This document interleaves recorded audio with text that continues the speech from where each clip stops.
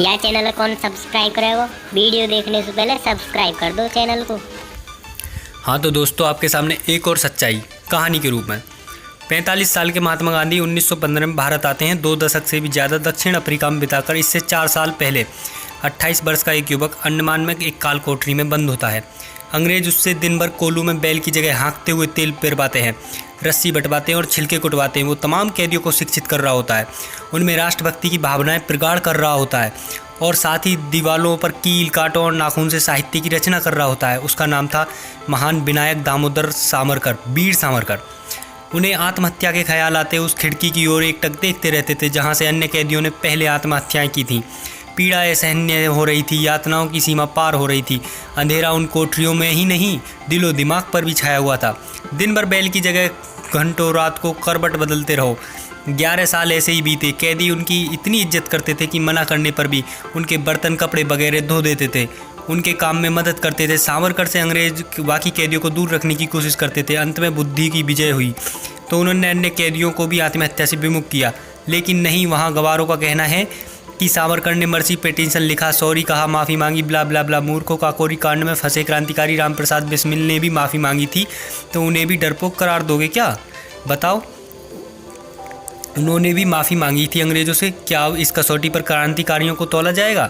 शेर जब बड़ी छलांग लगाता है तो कुछ कदम पीछे लेता ही है। उस समय उनके मन में क्या था, आगे की क्या रणनीति थी, ये आज कुछ लोग बैठे बैठे जान जाते हैं। कौन ऐसा स्वतंत्रता सेनानी है जिसे 11 साल काला पानी की सज़ा मिली हो? नेहरू गांधी कौन?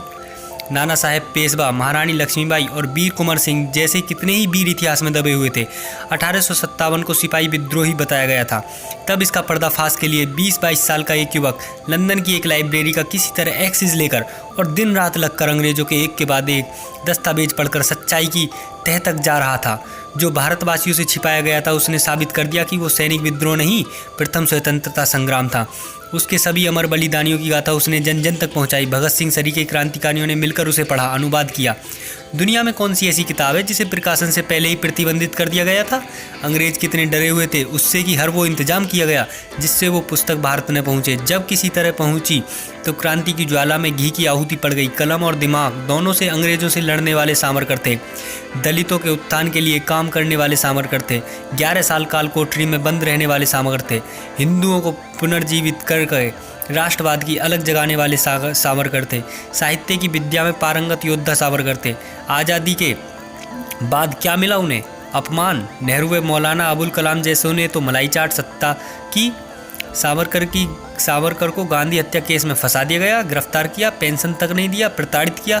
60 के दशक में उन्हें फिर गिरफ्तार किया, प्रतिबंध लगा दिया, उन्हें सार्वजनिक सभाओं में जाने से मना कर दिया गया। ये सब उसी भारत में हुआ है जिसकी स्वतंत्रता के लिए उन्होंने अपना जीवन खपा दिया।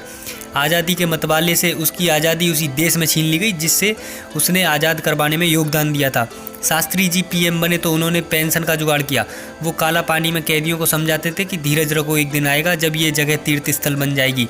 आज भले ही हमारे पूरे विश्व में मजाक बन रहा हो, एक समय ऐसा होगा जब लोग कहेंगे कि देखो, इन्हीं काल कोठरियों में हिंदुस्तानी कैदी बंद थे। सावरकर कहते थे कि तब उन्हीं कैदियों की यह प्रतिमाएं होंगी।